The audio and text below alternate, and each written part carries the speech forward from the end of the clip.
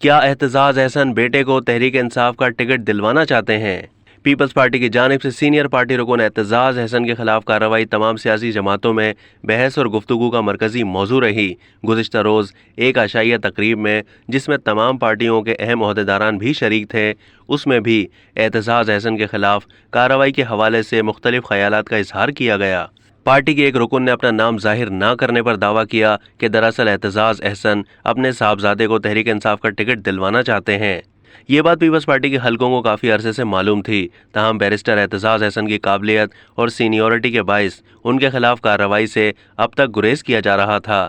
لیکن اب اعتزاز احسن کے بیانات پارٹی پالیسی اور ڈسپلن کے لیے ایک مسئلہ بن رہے ہیں، اس لیے بالآخر کارروائی کرنا پڑی۔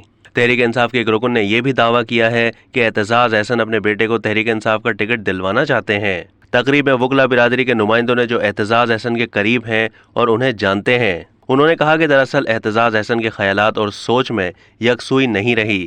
وہ عمر کے اس حصے میں ہے جہاں ڈسپلن باقی نہیں رہتا اور وہ کچھ بھی خیالات کا اظہار کر سکتے ہیں۔